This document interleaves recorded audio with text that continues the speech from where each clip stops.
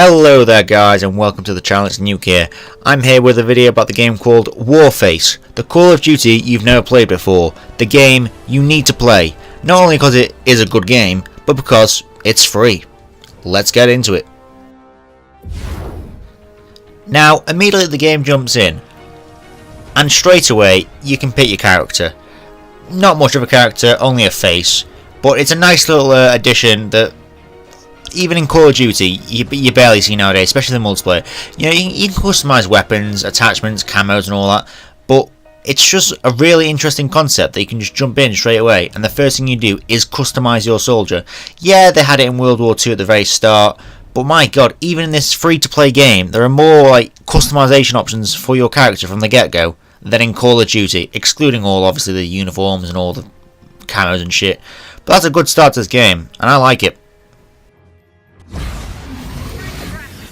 Now, the first thing you may notice is that you're getting sort of vibes of Modern Warfare, the original one, both in sort of the style of the game and just the way it looks and the sort of setting it's based in so far in this little training section.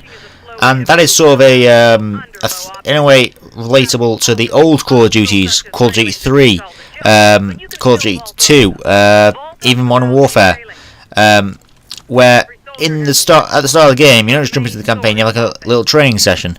Now, it's a bit longer of a training session than you'd get in actual Call of Duty games, you know, but it's fairly standard. It teaches you the basics, how to aim, how to shoot, and a few sort of unique mechanics to this game, such as helping allies mantle over walls, the way you mantle over walls yourself. Yeah, it's quite a unique little concept, and it is quite useful because the game isn't quite Call of Duty, it isn't quite Battlefield. You know, it feels like a bit of both, but in its own thing at the same time in its own right. So, short little tutorial, took about maybe 2 minutes for me, 2-3 minutes. You run through it. Jesus, the controls. The controls are very basic. It's what you'd expect from a game like this. L2 to aim, R2 to shoot, R1 for grenades, circle for crouch and all that kind of crap. If you play Call of Duty, you know the controls for this. But yeah, look at the tutorial to get used to the sort of movement and the weight of the game. But yeah, good start to the game, quite a little fun tutorial to be fair, and yeah, let's carry on. Now, immediately when you first start into the game, you can't jump into multiplayer yet. You've got to sort of do this sort of like single player thing. It's a PvE mode essentially. Maybe you can jump into multiplayer first, but I couldn't seem to straight away, so I just jumped into this. It's a PvE mode where you and 3 other people join up, and it's like a mission essentially. It's like a mini mission, I'd say. It's not quite as deep a mission as you get in like Call of Duty single player, like Modern Warfare single player campaign. It's more akin to, I'd say, a Destiny raid. Now, I'm saying that I've never played Destiny, but I've watched videos, I've watched YouTubers who play the game, and I imagine it's more like a Destiny raid. You know, you've got a very basic objective. You know, it's not very story heavy. You run in, you shoot a lot of enemies with this small squad, and it was really fun actually. I wasn't really expecting much from it. I just thought it'd be some sort of stupid, annoying time waster, you know, that you won't want to play. But I played it for the first time and I enjoyed it. It has a weighty, realistic feel to it. I call this game sort of like the Call of Duty you've never played, but at the same time it feels like Battlefield. You know, it's got the sort of small squad structure, sort of like to Call of Duty.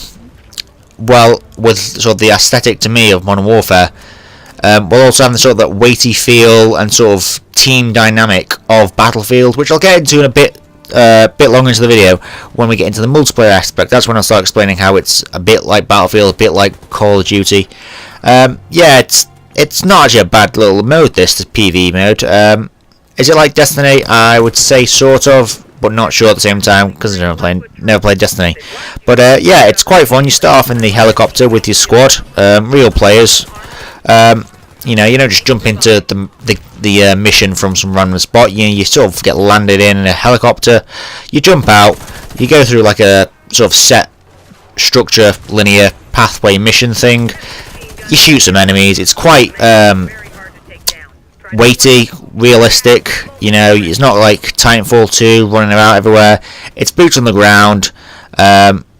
it feels like being an actual like squad in a weird way. It feels really fucking realistic. I don't know what it is, but I really enjoyed it.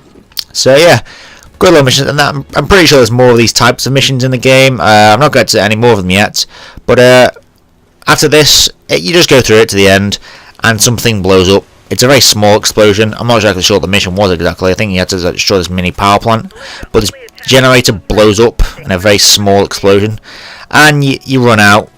You get in the helicopter again. You physically board it, and then that's that. So yeah, it's quite a fun little mission. Play it for yourself. Yeah, I'm not going to show the entire thing, but it's a good prerequisite to the multiplayer. It gets you sort of used to the combat and the shooting mechanics and everything of the game. So let's move on to the multiplayer. Well, this is multiplayer, guys, and what you'll notice is that standard player count is an 8v8. Now that's the ground war map, the player count for Call of Duty. Now every Call of Duty is slightly different, you know, ground war's 9v9, 8v8, whatever. But it's funny to me how straight away it's got more of a standard player count than most Call of Duty matches do. That strikes me as interesting. Now this map here, I'm not even sure what it's called, to be fair. Initially I got vibes of Nuketown just from the loading screen. It's a lot longer than Nuketown, I'll tell you that much. I will say it does also remind me of a little map from The Last of Us multiplayer, Suburban or something like that, I don't even know. But anyway, so you jump in. Immediately it gets vibes of Call of Duty, you know. It's a sort of multiplayer-esque, you know, Call of Duty multiplayer-esque kind of style of map. It actually seems a lot bigger than it is. It's fairly small, but it just seems rather large. You've got the Call of Duty size team, but in the sense of battlefield, it's very weighty, and the time to kill is fairly long. You know, you won't just shoot someone, 2 shots, they're dead. Apart from one weapon which seemed to kill quite fast. I didn't use it though, got killed by it a few times. What strikes me as interesting as well is that there are no score streaks whatsoever. No UAVs. Yeah, UAVs. No UAVs, no Predator missiles, no turret, you know, placeable turrets and that. It's just pure infantry combat. And that does get slow at times. I actually died. But that does get a bit slow at times. But at the same time, it is really fun. I don't know what it is, just having the sort of flow of the game never really broken up much. Like the flow of the game stays at the same sort of pace. You know, you're not just playing like this for, you know, 5 minutes and then suddenly comes along some Harrier jet or some Predator missile strike and then suddenly, oh, the tides turn massively. It's like a constant struggle, and as you can see here, my team's winning. And if you start winning this game, you can hold that lead quite easily, and it's a lot harder for the losing team to start coming back due to the fact there are no score streaks. You know, you can't just sort of try and wing it, you know, get a Predator missile, get a nuke, you know, and then just start bringing the game back. You'll have to actually bring the game back using, you know, your own skill. And excuse me, talking for this long is really not done it for a while. You know, bring the game back is down to your skill and your team skill.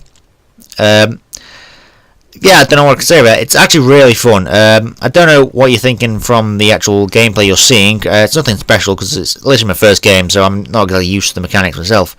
But the map is very open. It's quite large. The team sizes are just perfect. You know, there's enough players that there's always something going on, but there's not that many that it's constant chaos. But there's not that little equally that it's like it dries, the combat slows down to a crawl and it dries up and it just becomes boring. The map's full of like vehicles and sort of houses you can take cover in, and fences, and these back gardens seem to be like a constant sort of combat zone, you know, sneaking around the corners of the back gardens, and that is quite fun. Yeah, run around there, infantry soldier, no score streaks, and that might sound a little bit boring, you know, no score streaks whatsoever, but it is fun. And I just died again. That's the weapon that's got some really powerful fast fire rate, some shit. So let's move on to some other stuff. Yeah, let's go around. Bearing in mind this is a free-to-play game, you can select different weapons, obviously, stuff like that. You know, you got basic customization options. I'm not sure if you can get more boots and stuff. You can select different weapons, but excuse me once again. But if you want new boots, if you want boosters that add XP and stuff, if you want new uniforms and stuff, you've got to get it from a store, which is all obviously pay for, but it's not pay to win. You know, you're not going to be going out and buying, excuse that broken audio, but you're not going to go out and buy like a weapon that will, you know, massively give you pay to win advantages. You can buy, you know, cosmetically some boots, a new uniform. You know, it might offer you a slight XP boost, or they offer moderate damage variations. Nothing game breaking, nothing that, you know, you can put £5-10 down on the game and then be a million times better than anyone who doesn't pay money to sort of get anything in the game. For what I can tell so far, the customization is pretty good. You can change a few uniform things as a free player. Obviously, you can change the actual weapons you use. There seems to be a lot of weapons you can use if you are a free player. Now, obviously, if you whack a bit of money on the game, you get a new uniform, maybe a different weapon, an XP boost.